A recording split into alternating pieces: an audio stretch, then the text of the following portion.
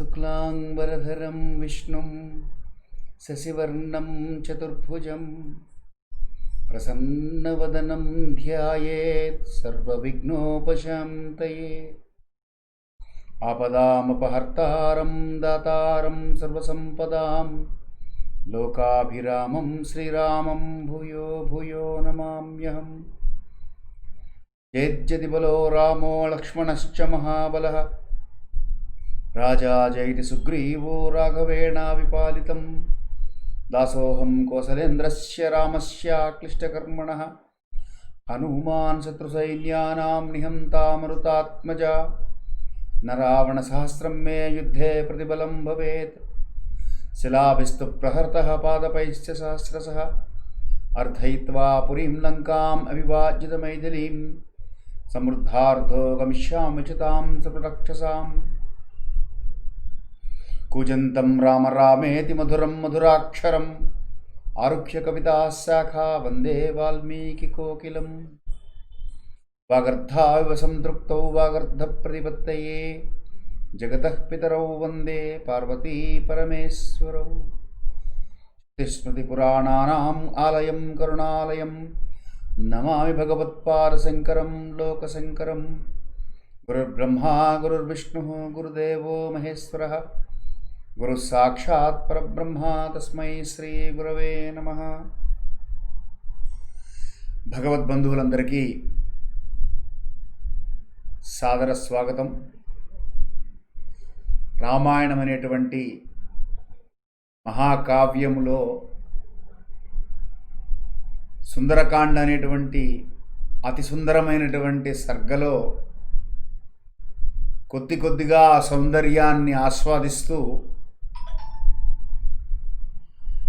అధిక ఆశ్వయుజ మాసంలో ప్రారంభించినటువంటి ఈ ప్రవచన జ్ఞాన యజ్ఞము ఆ రామచంద్రమూర్తి దయతో ముందుకు పెడుతున్నది. చాలా విశేషమైనటువంటి త్రిజటా స్వప్న వృత్తాంతము గత వారం మనం చెప్పుకున్నాం. భారతదేశం కోల్పోయినటువంటి ఎన్నో శాస్త్రాలలో కోల్పోయినటువంటి అంటే భారతదేశ ప్రజలు ఈ దేశ ప్రజలు ఏవేవో కారణాల చేత వదిలిపెట్టేసినటువంటి శాస్త్రాలు చాలా ఉన్నాయి. అందులో స్వప్నశాస్త్రం ఒకటి. అత్రి మహర్షి విశేషమైనటువంటి కృషి చేసి మానవాళికి అందించినటువంటి శాస్త్రము స్వప్నశాస్త్రము. స్వప్నములో మానవుడు ఏమి చూస్తాడో దానికి ప్రతీకగా జరగబోయేదేమిటో మనకి వివరించి చెప్తుంది స్వప్నశాస్త్రము. ఒక పసిపిల్లవాడు కూడా నిద్రపోతూ నవ్వుతూ ఉంటాడు. అంత పసివాడికి స్వప్నం ఏమిటండి అని అడిగారు. అడిగితే గత జన్మ స్మృతులు ఉంటాయి జీవికి. ఆ గత జన్మ స్మృతులను స్మరించుకుంటూ నవ్వుకుంటూ ఉంటాడట. 2 సంవత్సరముల వరకు పిల్లవాడికి దేహాభిమానం ఉండదు. అది ఒకసారి అంటుకుంటే తర్వాత వదలదనుకోండి, అది వేరే విషయం. ఆ దేహాభిమానము మొదటి 2 సంవత్సరాల వరకు ఉండదు. అలాగే అవసాన దశలో కూడా కొన్ని స్వప్నాలు వస్తూ ఉంటాయి. అవి ఉత్తర జన్మలకు సంబంధించింది అని ఆ శాస్త్రం చెప్తూ ఉంటుంది. మనకిలాగా మనం పోగొట్టుకున్నటువంటి అంశాలలో చాలా విషయాలలో ఇది కూడా ఒకటి. ఆ స్వప్న శాస్త్రాన్ని అనుసరించి త్రిజట అనేటువంటి రాక్షస స్త్రీ సింసుపా వృక్షము నీడలో కూర్చున్నటువంటి సీతమ్మ వారిని తమ శూలముల్లాంటి మాటలతో బాధ పెడుతున్నటువంటి రాక్షస స్త్రీలందరినీ ఉద్దేశించి చెప్పినటువంటి విషయము సీతమ్మ వారికి ఆనందమైంది, సంతోషమైంది. మంచి జరగబోతున్నది అని ఆ తల్లి చెప్పగానే సీతమ్మవారు ఆనందించి తతస్సా హ్రీమతీ బాల భర్తుర్విజయహర్షిత. హ్రీమతి అంటే లజ్జతో కూడినటువంటి ఆ తల్లి భర్త యొక్క విజయానికి సంకేతమైనటువంటి ఆ స్వప్నం చూసినటువంటి ఆ త్రిజట చెప్తున్నటువంటి మాటలు విని హర్షిత ఆనందం పొందిందట. సుందరకాండ సుందరం ఎందుకయింది అంటే తతో మలిన సంవీతాం రాక్షసీభిః సమావృతాం ఉపవాసకృశాం దీనాం నిశ్వసం తేం పునః పునః అని లంకలో ప్రవేశించింది మొదలు సీతమ్మ వారికి సంతోషము ఆనందం అంటే ఏమిటో తెలియదు. దుఃఖముతో బాధతో రాముడికి దూరమైనటువంటి ఆ వేదనతో మనకు ఒక కీర్తన కూడా ఉంది కదండి. ఏ తీరుగనను దయచూసెదవో ఇనవంశోత్తమ రామా నాతరమా భవసాగర మీదను నళినదళే క్షణరామ నాతరమా భవసాగర మీదను నళినదళే క్షణరామ అని సర్వస్వ శరణాగతి చేసి ఆ రామచంద్రమూర్తి పాదారవిందాలని పట్టుకుంటే కానీ కష్టతరమైనటువంటి దుఃఖతరమైనటువంటి దుఃఖభూయిష్టమైనటువంటి బాధాతప్త హృదయంతో జీవించవలసినటువంటి ఈ భవసాగరము అంటే కష్టాలతో కూడుకున్నటువంటి కడలి మానవ జీవితం అంతా కూడా దీన్ని ఆనందసాగరంగా మార్చగలుగుతాడు రామచంద్రమూర్తి. ఆ తల్లి కూడా రాముణ్ణి శరణు వేడుతూ దుఃఖసాగరంలో మునిగి ఉన్నది గనక అటువంటి తల్లికి మొట్టమొదటిసారి ఆనందకరమైనటువంటి వార్త ఆవిడ చెవులలో పడ్డది. ఇక్కడి నుంచి సంతోషం ప్రారంభం అన్నమాట.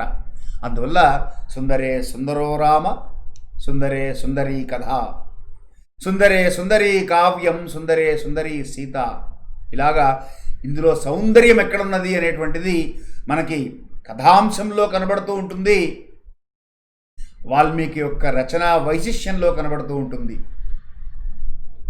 కాబట్టి తతో హ్రీమతీ బాల తతస్సా హ్రీమతీ బాల లజ్జాస్వరూపిణి అయి ఉన్నది. యా దేవీ సర్వభూతేషు లజ్జారూపేణ సంస్థితాః నమస్తస్యై నమస్తస్యై నమస్తస్యై నమో నమః అని వ్యాసభగవానుడు అమ్మవారిని స్తోత్రం చేస్తాడు. దేవి భాగవతంలో ఆయన అమ్మవారి స్వరూపానికి 21 రూపాలు చెప్పారు.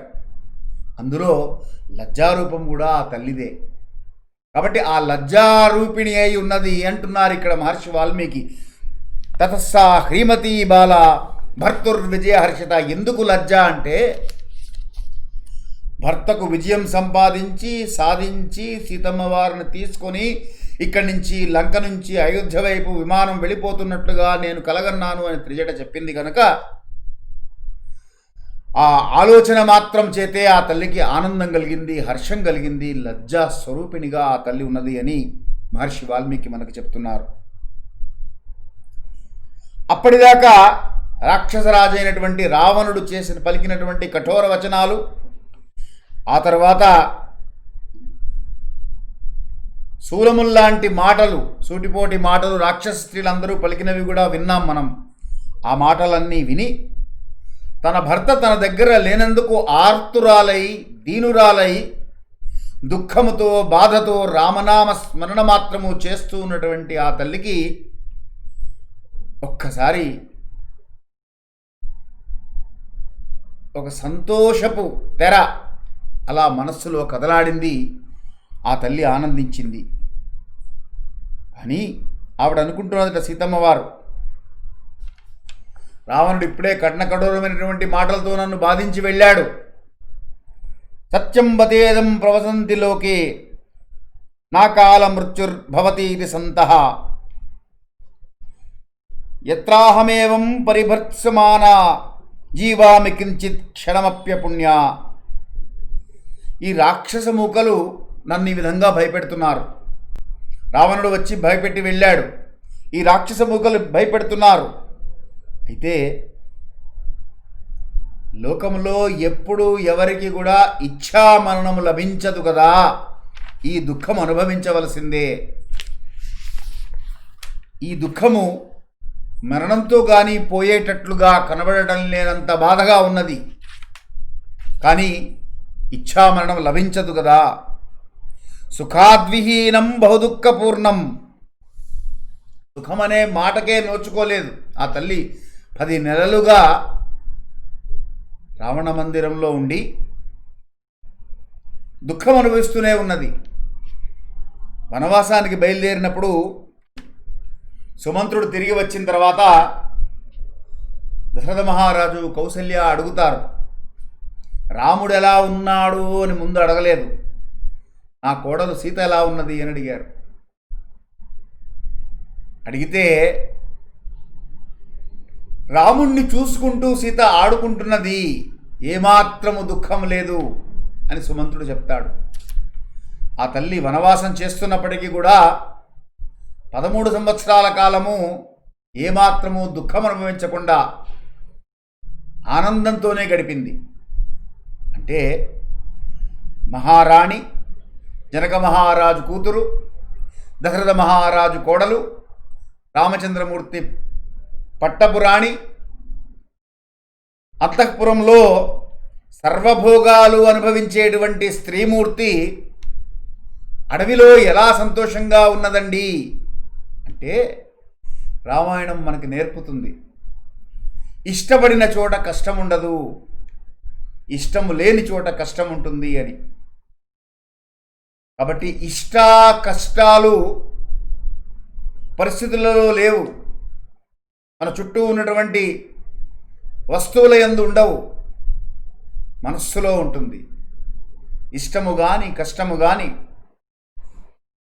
మనస్సుకు కనుక మనం చెప్పుకోగలిగితే ఏ పరిస్థితుల్లో ఉన్నా దాన్ని ఇష్టపూర్వకంగా అంగీకరించగలిగితే అది కష్టం అనిపించదు. రోజు కారులో వెడుతున్నాను, ఇవాళ బస్సు ఎక్కాల్సి వచ్చింది, నా కర్మ అనుకున్నాడు అనుకోండి మనిషి, ఆ బస్సు ప్రయాణం కష్టం అనిపిస్తుంది. రోజు కారులో వెడుతున్నాను, ఇవాళ బస్సు ఎక్కే అదృష్టం దొరికింది, బస్సులో అసలు ప్రయాణం ఎలా ఉంటుందో నాకు అనుభవం లేదు, ఇదే నాకు అవకాశం అనుకున్నాడు అనుకోండి, అప్పుడు ఆ బస్సు ప్రయాణం అంతా ఆనందంగా సాగిపోతుంది కదా. కాబట్టి ఇష్టమా కష్టమా అనేటువంటిది ఆ బస్సు ప్రయాణంలో లేదు, ఆ మనిషి అనుకోవడంలో ఉంటుంది. కాబట్టి ఇష్టము కష్టము రెండూ కూడా మనిషిలోనే ఉంటాయి.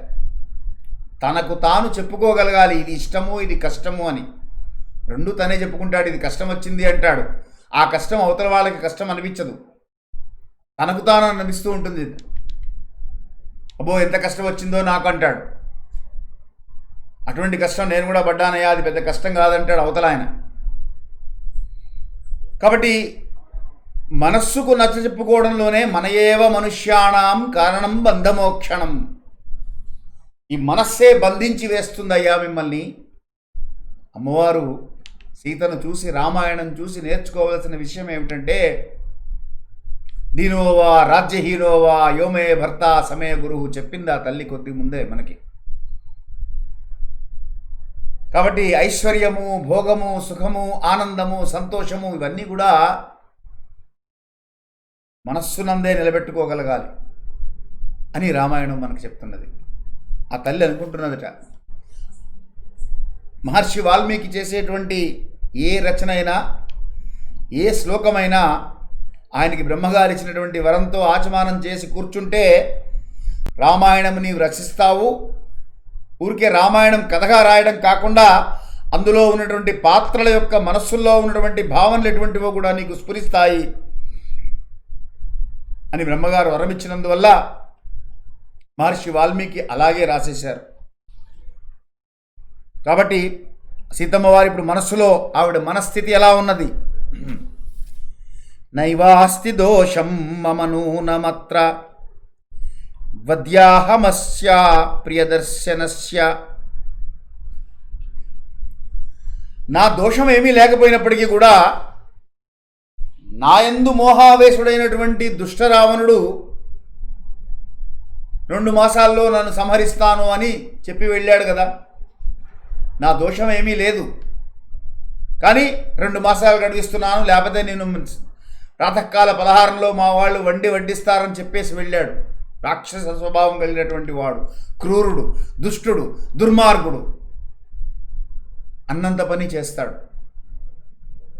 కాబట్టి నా దోషం ఏమీ లేకపోయినా నైవాస్తి దోషం మమ నూనమత్ర, అందులో నా దోషం ఏమాత్రము లేదు.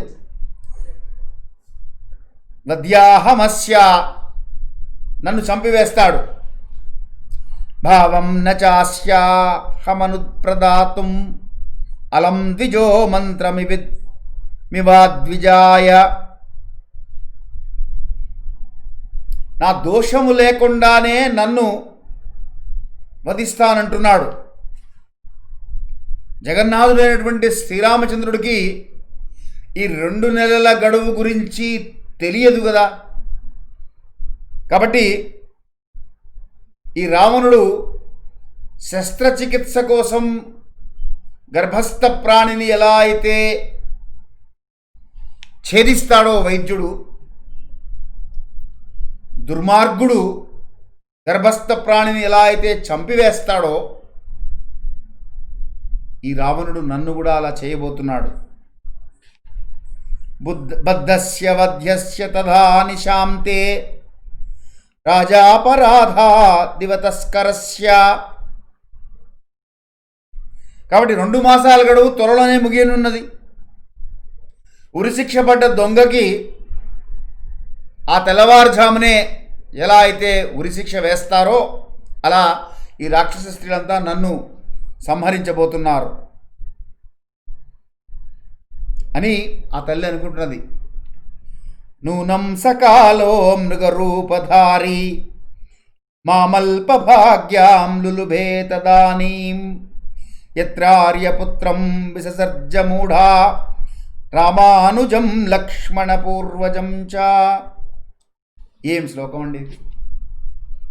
దీంట్లో మొత్తం మానవ జాతికి కావలసినటువంటి సందేశం అంతా ఉన్నది. ఈ ఒక్క శ్లోకం సరిగ్గా మనం అర్థం చేసుకోగలిగితే ఏం జరిగినా దుఃఖేష్వనుద్విగ్నమనాః సుఖేషు విగత స్పృహ వీతరాగ భయక్రోధ స్థితధీర్మునిరుచ్యతే అని కృష్ణ పరమాత్మ చెప్తాడు భగవద్గీతలో. ప్రతిదానికి చెల్లించిపోతావు ఎందుకయ్యా? ఏదో చిన్న కష్టం వచ్చిందని, పెద్ద కష్టం వచ్చిందని, సుఖం వచ్చిందని పొంగిపోతావు, ఉబ్బిపోతావు, తప్పిపోయిపోతావు, దుఃఖం వస్తే కృంగిపోతావు. అలా ఉంటే ఎలాగయ్యా నువ్వు? ఆ శ్లోకం యొక్క అర్థం అది. దుఃఖేష్వనుద్విగ్నమనాః, దుఃఖము కలిగినప్పుడు ఉద్విగ్నతకు లోను కాకు. సుఖేషు విగత స్పృహ, సుఖాలు సంతోషాలు వచ్చినప్పుడు నిన్ను నువ్వు మర్చిపోకు. వీతరాగ భయక్రోధ, రాగము అంటే అనురాగము, భయము, కోపము, వీటన్నిటిని వదిలిపెట్టేస్తే స్థితధీర్మునిరుచ్యతే అంటే స్థితప్రజ్ఞుడు అంటారు. ఆ తల్లి ఇప్పుడు ఆలోచన చేస్తోంది, స్థితప్రజ్ఞత్వంతో చేస్తోంది ఆలోచన. ఏమంటోంది? నూనం సకాలో మృగరూపధారి. కాలము ఎంత బలవత్తరమైనటువంటిది! ఏనాడు కూడా రామచంద్రుణ్ణి నాకు ఇది కావాలి అని నేను అడగలేదే. మహర్షి వాల్మీకి రాసినటువంటి రామాయణం అంతా చదివినా మనకి ఎక్కడా కనబడదు అది. జనక మహారాజు దగ్గర ఉన్నప్పుడు కానీ సీతమ్మ వారు ఫలానాది కావాలి అని తండ్రిని అడిగిందని కానీ, లేదా వివాహ సమయంలో అడిగిందని కానీ, లేదా తర్వాత భర్తను అడిగిందని కానీ, వనవాసానికి వచ్చిన తర్వాత ఇది నాకు కావాలని ఆవిడ అడిగిందని కానీ, రామాయణం మొత్తంలో చూస్తే మనకి సీత స్వయంగా రామచంద్రమూర్తిని అడిగింది ఒక్కసారి. ఏం కావాలని అడిగింది? బంగారు జింక కావాలని అడిగింది. అందువల్ల నూనం సకాలో మృగరూపధారి, కాలమే మృగరూపంలో వచ్చినట్లుంది. ఆ కాల మహిమ అటువంటిదండి. కాలానికి దేవతలు కూడా లొంగవలసిందే. ఆ కాలంలో అది జరగవలసిందే. ఏ కాలానికి ఏది జరగాలో అది జరిగి తీరుతుంది. ఏది ఎందుకు ఎటుల జరుగున తెలుపబోనిది కాలము. ఏది ఎందుకు ఎటుల జరుగున తెలుపబోనది కాలము. అంటే మనకు తెలియజేసినా తెలియజేయకపోయినా కాల మహిమ ఏది ఎందుకు ఎట్లా జరగాలో ఎప్పుడు జరగాలో అప్పుడు జరిగిపోతూ ఉంటుంది. జనక మహారాజు కూతురు, దశరథ మహారాజు కోడలు, సాక్షాత్ శ్రీరామచంద్రమూర్తి పత్ని, ఆవిడికి ఈ కోరిక ఎందుకు కలిగింది? ఇందులో రామచంద్రమూర్తి దోషం ఏమాత్రము లేదు. ఎందువల్ల ఆయన కోరినటువంటి భార్య కోరిక తీర్చాలని ఏ భర్త అయినా భావిస్తాడు. అలా అని ఆయన తన బాధ్యత విస్మరించి వెళ్ళిపోలేదే. లక్ష్మణుని అక్కడ నిలబెట్టాడు. నీవు లక్ష్మణ, నీకు అప్పచెప్తున్నాను, వదిలిని రక్షించవలసిన బాధ్యత నీది అని చెప్పి ఆయన వెళ్ళాడు. పోనీ లక్ష్మణునన్నా ఉండనిచ్చానా? నెత్తి నోరు మొత్తుకున్నాడు లక్ష్మణుడు. వద్దు వదిన, అది మాయావి, అది రాక్షస మాయ, అది నిజమైనటువంటి లేడి కాదు, రాముడికి ఏమి కాదు, దేవతలందరూ ఎదురొచ్చినా సరే రాముడిని జయించలేరు, రాముడి యొక్క బలపరాక్రమాలు నాకు తెలుసు అన్నాడు. వినకుండా లక్ష్మణుడు కూడా అనరాని మాట అనేసి పంపించేశాను. ఇది కాలమహిమ కాకపోతే ఏమిటి? కాబట్టి నూనం సకాలో మృగరూపధారి మామల్ప భాగ్యాం లులుబేతదాని. ఆ సమయంలో లోలత్వం నాకు ఏర్పడింది. ఎందుకు వచ్చింది ఆ లోలత్వము? ఏనాడు జరిగినటువంటి అది కావాలి అనేటువంటి లోలత్వం, అంటే ఆ కావాలనేటువంటి కోరిక. లోలుడైపోయాడు అంటున్నాను కదా, ఇంద్రియాలకు లోలుడైపోయాడు అని. అలాగే ఇది ఫలానాది నాకు కావాలి అనేటువంటి కోరిక బలంగా కలిగింది ఆ సమయానికి. కాబట్టి నూనం సకాలో లులుభేతదాని, ఆ కాలమే ఆ లోలత్వానికి నన్ను వశపరుచుకున్నది. ఎందువల్ల మామల్పభాగ్యాం, అల్పభాగ్యురాలను నేను, అంటే దురదృష్టవంతురాలను. దృష్టము అదృష్టము, మనం అదృష్టం అంటుంటాం కదా. అదృష్టము అంటే కనబడనిది, దృష్టము అంటే కనబడేది. ఏది కనబడకుండా చేస్తుందో అది భగవత్ స్వరూపం అంటుంటాం మనం. అందుకని అదృష్టమే భగవత్ స్వరూపము, భగవత్ స్వరూపమే అదృష్టంగా వస్తూ ఉంటుంది కొన్ని సందర్భాల్లో. కనబడకుండా మన పనులు మనకు జరిగిపోతూ ఉంటాయి కాబట్టి అదృష్టం అండి వాళ్ళు ఈ పని అయింది అంటారు. అదృష్టమైనటువంటి కనబడకుండా ఉండేటువంటి ఒక శక్తి ఆ పని చేయించింది మనకి, కాబట్టి దాన్ని మనం అదృష్టం అంటున్నాం. దురదృష్టము అంటే కనబడకుండా, అంటే మనకు అక్కర్లేని పనులు కూడా చేయిస్తూ ఉంటుంది ఒక్కొక్కసారి. అది కాలమహిమ. కాబట్టి కాలానికి బద్ధులై ఉన్నటువంటి వాళ్ళు కాలానికి అనుగుణంగా నడుచుకోవాల్సిందే మానవులందరూ కూడా. కాబట్టి ఇందులో నా దోషం ఏమిటి? కాలము నన్ను ఆ విధంగా లులుభేతదాని,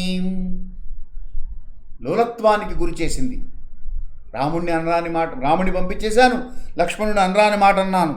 అందువల్ల యత్రార్యపుత్రం విసర్జ మూఢా, మూఢురాలై నేను ఆర్యపుత్రుడైనటువంటి రామచంద్రమూర్తిని వెళ్ళమని పంపించాను. రామానుజం లక్ష్మణ పూర్వజం చ, ఇద్దరిని పంపించాను, రాముణ్ణి లక్ష్మణుణ్ణి. రామానుజం అంటే రాముడి యొక్క తమ్ముడు, లక్ష్మణ పూర్వజం చ లక్ష్మణుడి యొక్క అన్నగారిని, ఇద్దరిని పంపించింది ఎవరు? నేనే కదా. ఆ కాలము యొక్క మహిమకి కాలమే మృగరూపంలో వచ్చింది. ఇప్పుడు ఎవరు వచ్చారు మృగరూపంలో? మనకు తెలిసి మారీచుడు వచ్చాడు. ఆ మారీచుడిని పంపించింది ఎవరు? రావణుడు. రావణుడికి ఆలోచన కల్పించింది ఎవరు? శూర్పణఖ. శూర్పణఖకి ఆ కారణం జరిగింది, ఆ కోపం రావడానికి కారణం ఎవరు? లక్ష్మణుడు. ఇలా మీరు ఒకటి కనెక్ట్ చేసుకుంటూ వెళ్తే మనకి కారణము కాలము అని తెలుస్తుంది, అర్థమవుతుంది. అప్పుడు ఆ కాలం వల్ల ఆ కాలంలో అలా జరగాల్సింది. ఇవాళ లక్ష్మణుడు ముక్కు చెవులు కోసే సమయానికి ఇంకా మీరు వెనక్కి వెళ్తే ఇంకా కనెక్ట్ చేసుకుంటూ వెళ్ళచ్చు. లక్ష్మణుడు ఎందుకు కోసాడు? ఆవిడ అక్కడికి వచ్చింది, ఎందుకు వచ్చింది? అక్కడ సీతమ్మని చూసింది, ఎందుకు చూసింది? వీళ్ళ వనవాసానికి వచ్చారు, ఎందుకు వచ్చారు? ఇలా వెనక్కి వెళ్తూ ఉంటే అది నడుస్తూ ఉంటుంది కాలం. కాబట్టి కాలము మనకి హనుమంతుల వారు కూడా చెప్తారు. ఇది కాలో హి బలవాన్, అన్నిటికంటే బలవంతమైనటువంటిది కాలము.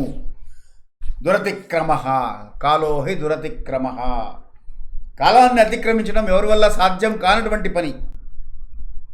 అందువల్ల అనన్య దైవత్యమివం మియం క్షమాచ భూమౌ చ శయ్యా నియమశ్చ ధర్మే పతివ్రతాత్వం విఫలం మమేదం కృతం కృతజ్ఞేష్వివ మానుషాణాం.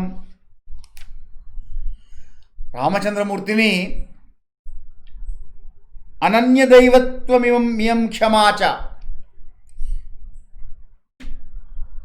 అనన్యాశ్చింతయంతో మాం ఏ జనాః పర్యుపాసతే తేషాం నిత్యాభియుక్తానాం యోగక్షేమం వహామ్యహం అంటాడు కృష్ణ పరమాత్మ భగవద్గీతలో.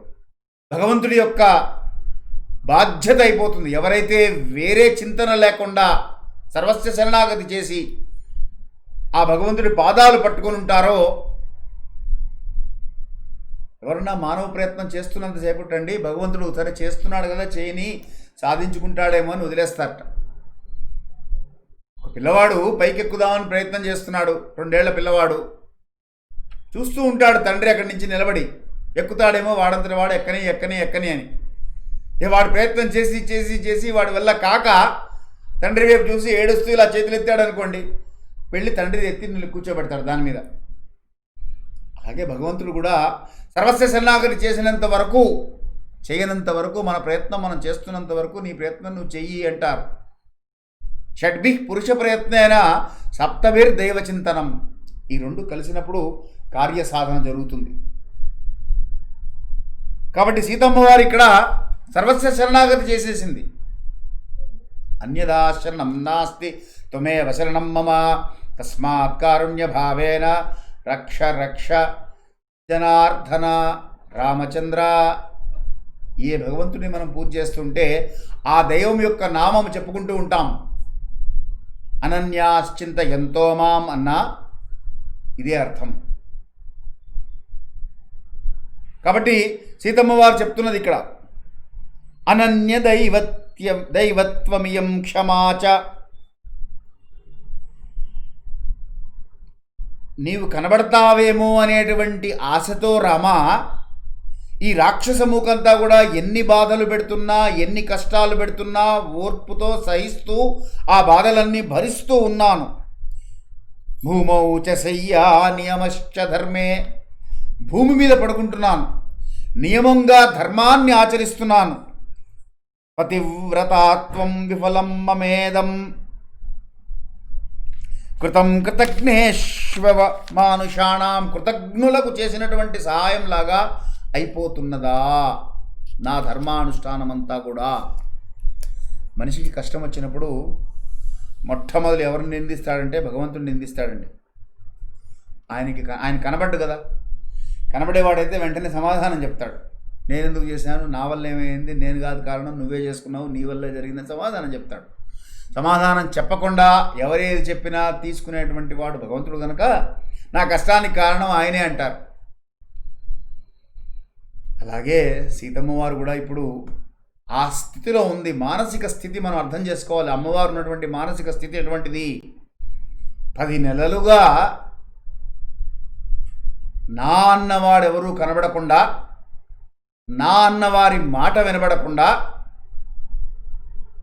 రాక్షసీభి సమావృతాం, రాక్షసుల మధ్య ఉపవాసకృశాం దీనాం, ఉపవాసములు చేస్తూ దీనురాలై రామనామ స్మరణ తప్ప వేరే ఆలోచన లేకుండా గడుపుతున్నటువంటి తల్లి. ఒక్కసారి ఆవిడికి సందేహం వచ్చింది. సందేహం పరిపరి విధాలుగా పోతూ ఉంటుంది. మొదలై మీకు మనవి చేశాను, మహర్షి వాల్మీకి ఆ వరం ఉన్నది. ఆ మనస్సులో ఏమున్నదో అది రాసేస్తున్నారు మనకి. ఇలా చాలా శ్లోకాలు ఇచ్చారు మహర్షి. ఇవన్నీ నేను వ్యాఖ్యానం చేస్తే మనం ఇవాళ ఈ సర్గ కూడా దాటలేము కనుక కొద్దిగా ముందుకు పెడతాను, నన్ను మన్నించెదరుగాక. అహం తు రామా త్వయి జాతకామ చిరం వినాశాయ నిబద్ధ భావ. నేనైతే రామా నీయందే మనస్సు లగ్నం చేసి ఉన్నాను, వేరే ఆలోచన లేదు. ఇంకా నీవే నన్ను కాపాడవలసింది. విశస్యదాత నహి మేస్తి కశ్చిత్ శస్త్రస్య వా వేస్మని రాక్షసస్య. విషం తాగుదామంటే ఇక్కడ వీళ్ళు నాకు విషం కూడా ఇవ్వట్లేదు, ఇక్కడేమో అస్త్రం కూడా కనబడటం లేదు. శోకముతో ఉన్నటువంటి సీతమ్మకి ఇప్పుడు శరీరం ఇంకా ఆపి చాలించి వెయ్యాలి అనేటువంటి ఆలోచన వచ్చిందండి. ఎప్పుడైతే ఆలోచన వస్తుందో అనన్య దైవత్వమివం క్షమాచ భూమే చ శయ్యా, ఇంతకుముందు చెప్పుకున్నాం శ్లోకంలో మనం. పతివ్రతాత్వం, నా పతివ్రతం అంతా కూడా విఫలమైపోతున్నదా అనేటువంటి సందేహం వచ్చింది. అంటే ధర్మానుష్ఠానం యందు సందేహం ఏర్పడింది. ఎప్పుడైతే ధర్మానుష్ఠానం నందు ధర్మానువర్తనమైనటువంటి వారికి సందేహం ఏర్పడుతుందో ఆ సందేహ నివృత్తి చేయవలసినటువంటి బాధ్యత ఎవరిది? ఈశ్వరుడిది. ఇప్పుడు ఈశ్వరుడు కల్పించుకోవాలి. ఈశ్వరుడు కల్పించుకోకపోతే ఈశ్వరుడు ఉన్నాడా లేడా అనేటువంటి సందేహం వస్తుంది లోకానికి. కాబట్టి కల్పించుకోవాల్సినటువంటి స్థితి ఏర్పడింది. ఈశ్వరుడు కల్పించుకుంటున్నాడా లేదా అనేటువంటిది ఇప్పుడు మనం చూద్దాం. ఎలా కల్పించుకుంటాడు ఈశ్వరుడు కూడా మనకి వాల్మీకి మహర్షి రచనల ద్వారా చూపిస్తున్నారు. నదేవో దండమాదాయ రక్షంతి పశుపాలక అంటారు. అంటే భగవంతుడు మానవుల జీవితాల్లో కల్పించుకునేటప్పుడు రక్షించడం కోసం ఆయన ఒక కట్టెపట్టుకుని, పశువుల కాపరి కనుక కట్టెపట్టుకుని ఎలా అయితే పశువుల్ని కాపాడుతుంటాడో అలా కనబడ్డయ్యా. దేవుడు దయదలిస్తే ఏ పరిస్థితి, ఏ ఆలోచన ఎవరికి ఎప్పుడు ఎక్కడ కల్పించాలో వారికి అప్పుడు అక్కడ ఆలోచన కల్పించి ఆ పరిస్థితిని కల్పించి భగవంతుడు మనకు అనుకూలం చేస్తాడు తప్ప ఒక పశువుల కాపరి కనుక పశువుల్ని కాపాడినట్టుగా కర్ర పట్టుకుని బయలుదేరడు అంటారు. అలాగే ఈశ్వరుడు ఇప్పుడు సీతమ్మ వారికి ఆ సందేహం ఏర్పడింది. ఆవిడికి ఏర్పడినటువంటి సందేహాన్ని నివృత్తి చేయవలసినటువంటి బాధ్యత ఈశ్వరుడి మీద ఉన్నది. ఆవిడ శోకాభితప్త బహుదా విచింత్య సీతాదవేణ్యుద్గ్రథనం గృహీత్వా, పొడుగైనటువంటి జడ ఆవిడకు ఒక ఆలోచన వచ్చిందట. దీన్ని కనుక నేను చెట్టు కట్టానంటే, దీన్ని నా మెడ చుట్టూ తిప్పుకున్నానంటే ఆ జడనే నేను ఆయుధంగా వాడుకుంటాను అని ఆ చెట్టు కొమ్మను పట్టుకొని సీతమ్మ వారు నిలబడింది. పైనుంచి చూస్తున్నారు ఎవరు? బుద్ధిర్బలం యశోధైర్యం నిర్భగత్వమరోగత అజాడ్యం వాక్పటుత్వం చ హనుమత్స్మరణాత్ భవేత్. మనోజవం మారుతతుల్య వేగం జితేంద్రియం బుద్ధిమతాం వరిష్టం వాతాత్మజం వానరయూఢ ముఖ్యం శ్రీరామదూతం శిరసాన్నమామి అని హనుమంతుల వారు పైనుంచి చూస్తున్నారు. ఈ తల్లి లేచి నిలబడి ఒక్కసారి తన జుట్టును తీసింది. ఈయనకు ఒక్కసారి ఆందోళన బయలుదేరింది. ఏం జరగబోతోంది అని ఉత్కంఠతతో చూస్తున్నారు. తస్యా శుభం వామవరాళపక్ష్మ రాజీవృతం కృష్ణ విశాల శుక్లం ప్రాసందతైకం నయనం సుకేస్య మినాహతం పద్మమివాభితామ్రం. అమ్మవారికి ఎప్పుడైతే ఆవిడ జుట్టు తీసి ముడివేద్దామని ప్రయత్నం మొదలుపెట్టిందో వెంటనే శకునాల రూపంలో సందేశం అందించాడు ఈశ్వరుడు. శుభశకునం, ఈ శకున శాస్త్రం, ఇది ఇంకో శాస్త్రం. మళ్ళీ మనం పోగొట్టుకున్న వాటిలో ఇదొక శాస్త్రం. శకున శాస్త్రం అంటారు దీన్ని. దుశ్శకునాలు, శుభశకునాలు. ఈ శకునాలన్నీ కూడా మనకి కనబడుతూ ఉంటే శుభశకునం, దుశ్శకునం రెండు కూడా జరుగుతూ ఉంటాయి. ఇప్పుడు అమ్మవారికి శకునాల రూపంలో కనబడుతున్నది. ఎలా ఉన్నదిట? మీనాహతం పద్మమివాభితామ్రం. ఏమిటా శకునము అంటే అమ్మవారికి తస్యా శుభం వామమరాళ పక్ష్మ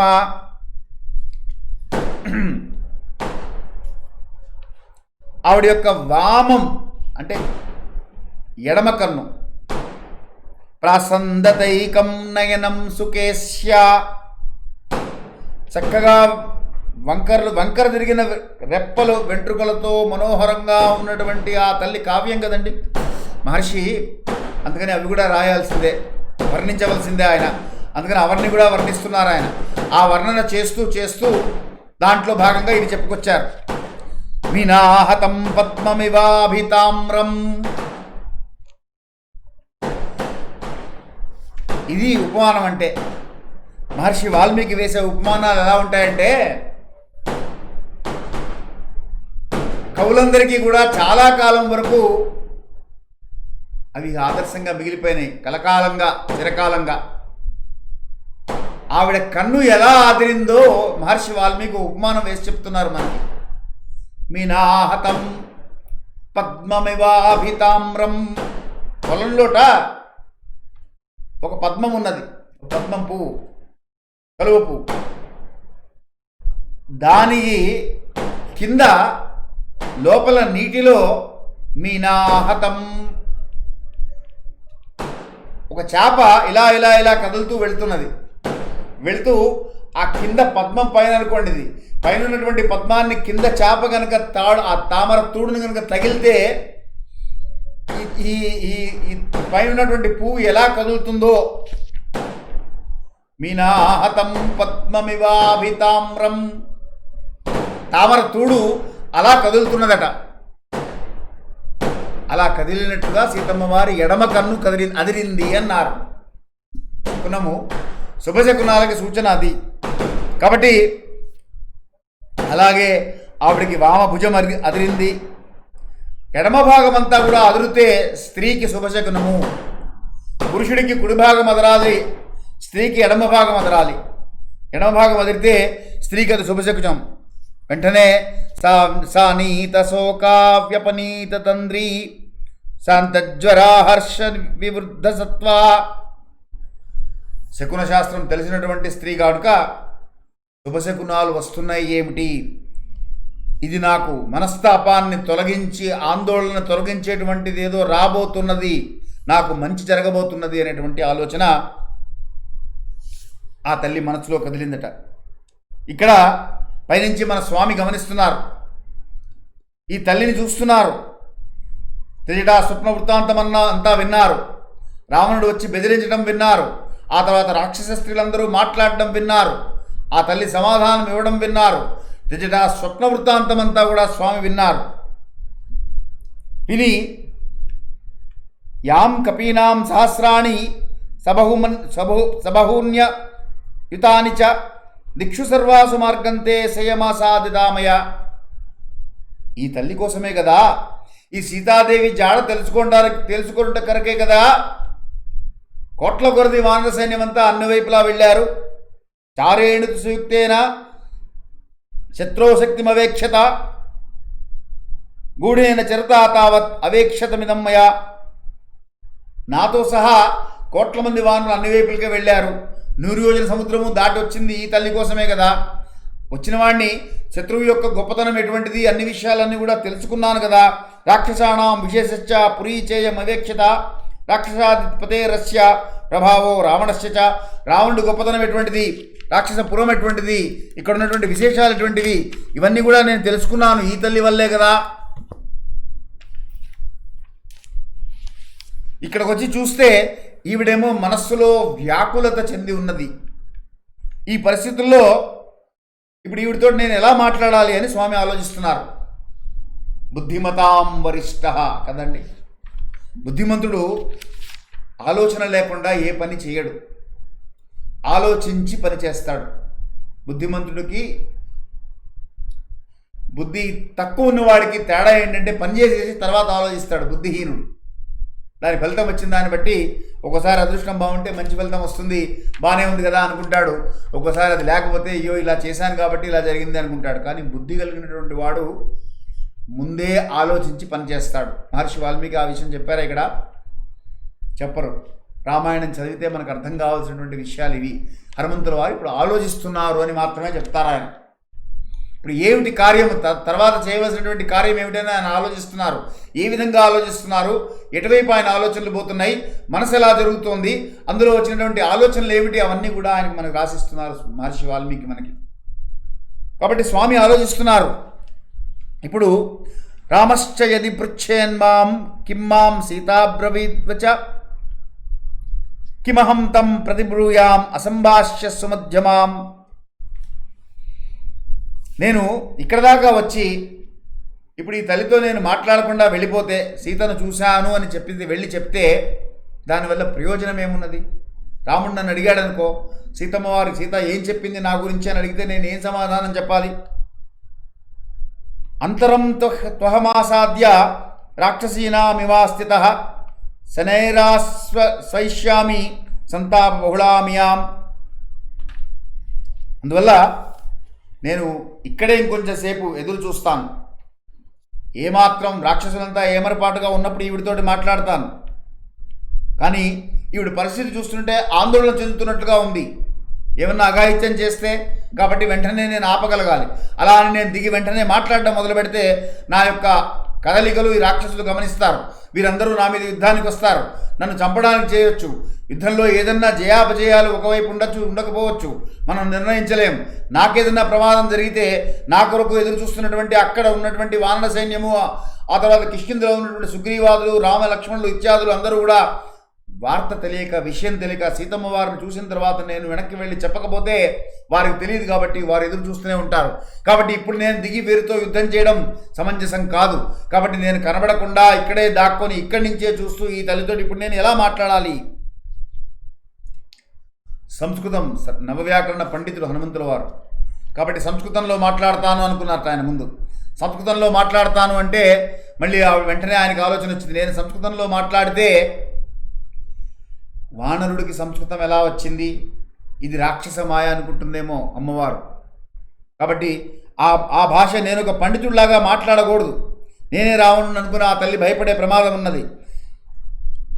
అప్పటిదాకా మాయలో ఉన్నది కదండి, ఏది చేసినా మాయే. అటువంటి మాయలు చాలా చేశాడు రావణుడు మనకి. తర్వాత యుద్ధకాండలో వస్తుంది. యుద్ధకాండలో ఒక మాయా రాముడి తల సృష్టించి తీసుకొచ్చి యుద్ధం ప్రారంభం కాకముందే ఇంకేముంది, రాముడిని చంపేశాము, ఇదిగో తల నరికి తీసుకొచ్చాను చూడంటాడు. సీతమ్మ వారు గొల్లును ఏడుస్తుంది. ఆ రావణుడు దురుద్దేశం ఏంటంటే ఇంకా రాముడు లేడు కదా అని తన వైపు వచ్చేస్తుందనే అటువంటి ఆలోచన.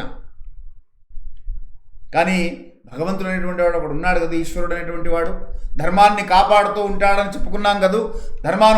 వర్తనురాలైనటువంటి సీతమ్మ వారికి విషయం అర్థం కావాలి కాబట్టి ఆ సమయానికి వెంటనే ఎవరో పిలుస్తారు. పిలవగానే వెనక్కి తిరుగుతాడు. వెనక్కి తిరగగానే ఆ తలకాయ మాయమైపోతుంది. అది ఇంద్రజాలము అని పక్కన ఉన్నటువంటి రాక్షస స్త్రీ సరమ అని విభీషణుడు భార్య చెప్తుంది. అలాగే మళ్ళీ ఇంకో ప్రయత్నం చేస్తాడు. ఒక అస్త్రం వేసి రామచంద్రమూర్తి మూర్ఛిల్లినప్పుడు రాముడు మరణించాడు చూడు కావాలంటే అని పుష్పక విమానం పంపిస్తాడు. పుష్పక విమానంలో సీతమ్మ వారు, మనకి ఇవన్నీ యుద్ధకాండలో వస్తాయి వివరాలన్నీ కూడా, మళ్ళీ సీతమ్మ వారిని తీసుకెళ్ళి చూపిస్తానని. అప్పుడు కూడా మళ్ళీ చెప్తారు, అమ్మా రాముడు మరణించలేదు. విధవా స్త్రీని, వైధవ్యం పొందినటువంటి స్త్రీని పుష్పక విమానం ఎక్కించుకోదు. నిన్ను పుష్పక విమానం తీసుకుంది, స్వీకరించింది అంటే నీ మాంగళ్యం బలంగానే ఉన్నది. రాముడు మూర్ఛపోయాడు తప్ప మరణించలేదు, కాబట్టి దిగులు చెందవద్దు అని.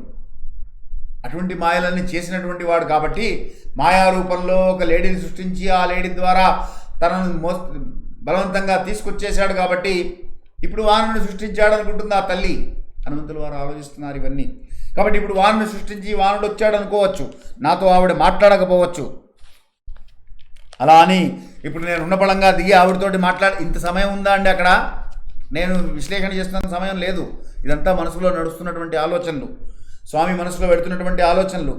ఎందుకంటే ఆ తల్లిని చూస్తే అక్కడ చుట్టుముట్టేసుకోవడం సిద్ధంగా ఉన్నది. కొద్దిగా శుభశకునాలు ఈశ్వరుడు కల్పించాడు. ఆ శుభశకునాల వల్ల ఒక నిమిషం ఆగింది, ఆలోచన చేస్తున్నది. స్వామి పైనుంచి చూస్తున్నారు. ఆయన ఒక నిర్ణయం తీసుకోవాలి. ఈ తల్లితోటి ఇప్పుడు మాట్లాడాలా? మాట్లాడితే ఎలా మాట్లాడాలి?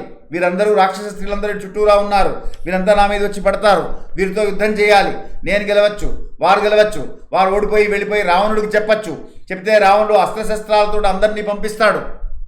వారందరితో నేను యుద్ధం చేస్తూ ఉండాలి. ఇవన్నీ జరిగినాయి. తర్వాత వాస్తవంగా స్వామి ఆలోచించినట్లుగానే కార్యం జరుగుతుంది. అందుకని అసత్యాని చ యుద్ధాని సంశయో మే న రోచతే కశ్చ నిస్సంశయం కార్యం కుర్యాత్ ప్రాజ్ఞస్ సంశయం. సంశయాత్మకమైనటువంటి కార్యము ప్రాజ్ఞుడైనటువంటి వాడు ఎవరు చేయరు. అంటే అవుతుందా కాదా, ఇది జరుగుతుందా జరగదా అనేటువంటి విశ్లేషణ ముందు చేసుకోకుండా, తలపెట్టినటువంటి సంకల్పం నెరవేరుతుందా లేదా అనేటువంటి ఆలోచన చేసుకోకుండా, దానికి కావలసినటువంటి, మన భాషలో చెప్పుకోవాలంటే ప్రిపరేషన్స్ అంటాం, ప్రిపరేషన్ చేసుకోకుండా, సమాచారం సేకరించకుండా, వనరులు సమకూర్చుకోకుండా కార్యక్రమంలోకి దిగి అయితే అవుతుంది లేకపోతే లేదు అనుకోవడం పద్ధతి కాదు, ప్రాజ్ఞుడు చేసేటువంటి విషయం కాదు. అందువల్ల నాకు అది ఇష్టం ఉండదు అనుకుంటున్నారట స్వామి. కశ్చ నిస్సంశయం కార్యం కుర్యాత్ ప్రాజ్ఞ సంశయం. ప్రాజ్ఞుడైనటువంటి వాడు సంశయాత్మకమైనటువంటి కార్యమును కూడా అలానే ఉండవాంటి. సంశయాత్మక కార్యాలంటే ఉంటాయి, కానీ లోతుగా ఆలోచిస్తాడు. ఆ విషయాలలో లోతుగా ఆలోచించి తొందరపడి చేయడు. తొందరపడి ఆ కార్యక్రమం ప్రారంభించరు, ఆలోచించుకొని ప్రారంభిస్తారు. అర్ధానర్ధాంతరే బుద్ధి నిశ్చితాపి న శోభతే ఘాతయంతి కార్యాణి దూతా పండితామివ. ఇది ఒక మంచి సూత్రం ఇచ్చారు మహర్షి వాల్మీకి. హ్యూమన్ రిసోర్స్ మేనేజ్మెంట్లో ఎవరికి ఎప్పుడు ఎక్కడ ఏ పని ఎలా ఇవ్వాలో నిర్ణయించడానికి ఇది ఒక మంచి సూత్రం. ఏమిటది? అర్ధానర్ధాంతరే బుద్ధి నిశ్చితాపి న శోభతే ఘాతయంతి కార్యాణి దూతా పండితామివ. దూతగా వెళ్ళినటువంటి వాడు చెప్పినటువంటి పని పూర్తి చేసుకొని రావాల్సిందే తప్ప చేసి ఇచ్చినటువంటి పనిని పాడు చేసుకొని వచ్చేటువంటి వాడికి రాజైనటువంటి వాడు ఎవరు కూడా అటువంటి పని ఇవ్వరు కదా. రామచంద్రమూర్తి సుగ్రీవుడు చెప్పగా నన్నే నమ్మి నాకే కదా సీతమ్మ వారికి ఇమ్మని చెప్పి అంగుళీయకం నా చేతిలో పెట్టారు కదా, కాబట్టి నా మీద బాధ్యత పెట్టారు. నేను సరైనటువంటి నిర్ణయం తీసుకొని ఈ కార్య సాఫల్యం చేసుకొని రావాల్సిందే తప్ప ఏదో ఒకటి జరుగుతుందిలే అని తొందరపడకూడదు అని అనుకుంటున్నారట స్వామి అక్కడ. లంఘనం చ సముద్రస్య కథం నున్న వృధా భవేత్. కాబట్టి ఇప్పుడు నేను ఈ 100 యోజన సముద్రము దాటి వచ్చినటువంటి కార్యము సఫలము కావాలి అంటే, వృధా కాకుండా ఉండాలి అంటే నేనేం చేయాలి అని ఆయన ఆలోచిస్తున్నారు. రామమక్లిష్టకర్మాణం స్వబంధు మనుకీర్తయన్ నైనాముద్వే జయిష్యామి తద్బంధుగత మానసాం.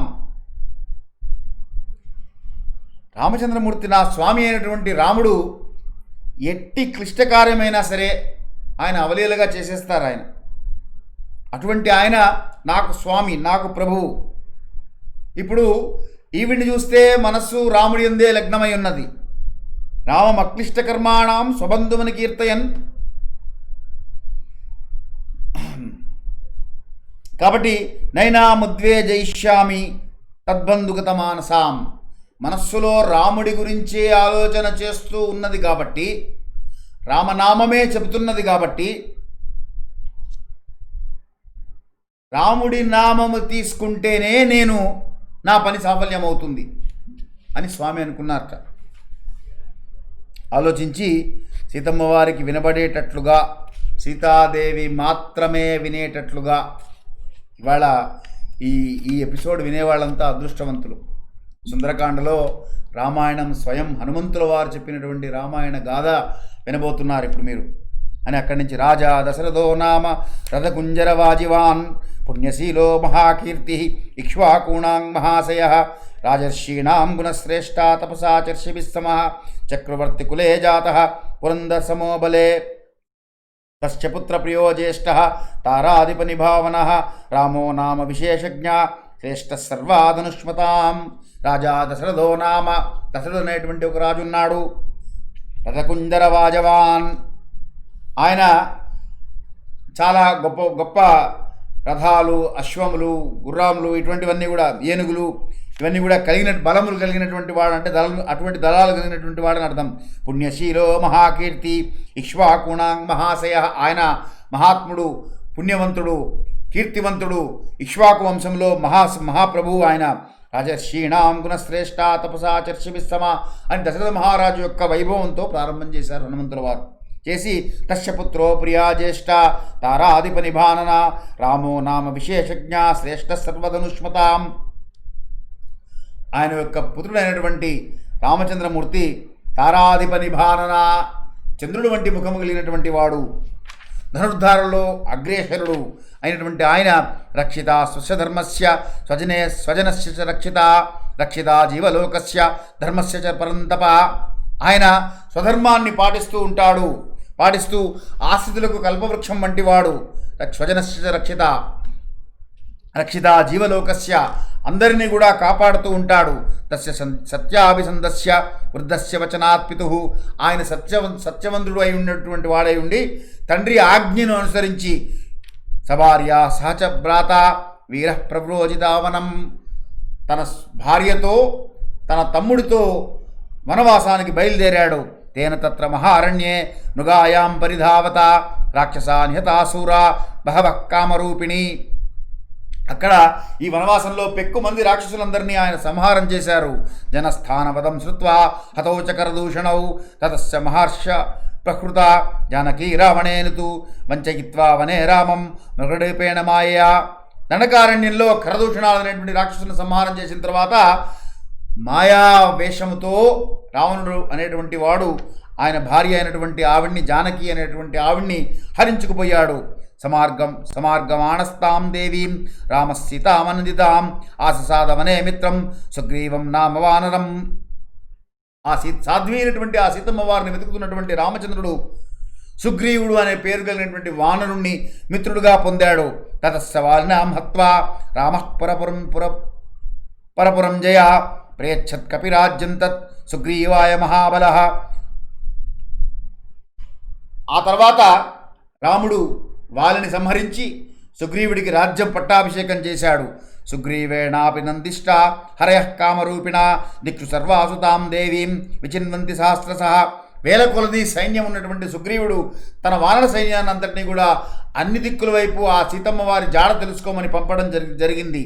అహం సంపాది వచనాత్ శతయోజనమావతాం మాయతాం అస్యా హేతోర్విశాలాక్ష సాగరం వేగవాన్ ప్లుతః.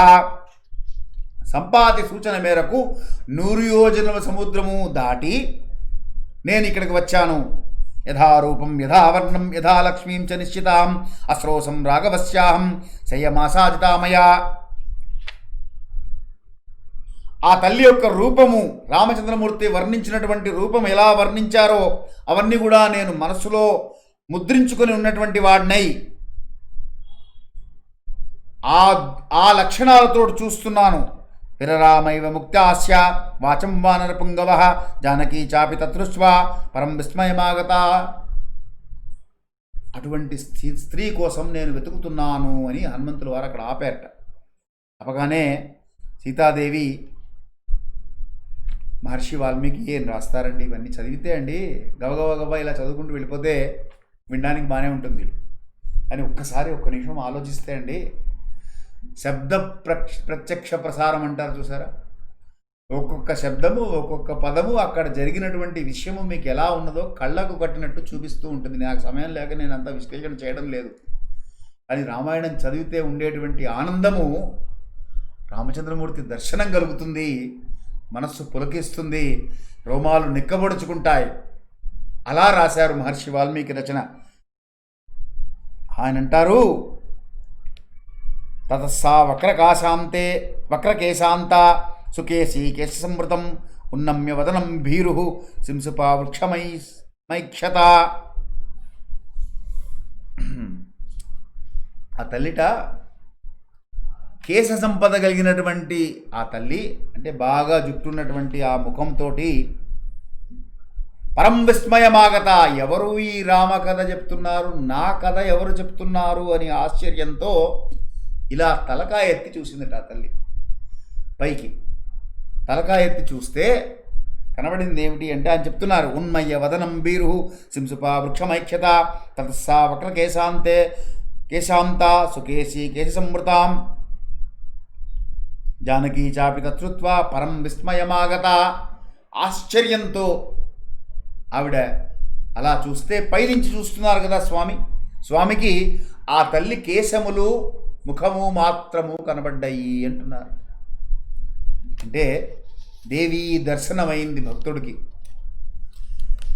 ఏ దేవి ఉపాసన చేస్తూ భక్తుడు బయలుదేరాడో, సాధకుడు ఏ ఉపాసన కొరకు ప్రారంభం చేశాడో ఆ ప్రారంభం చేసినటువంటి ఆ సాధకుడికి ఆ దేవి దర్శనమైంది.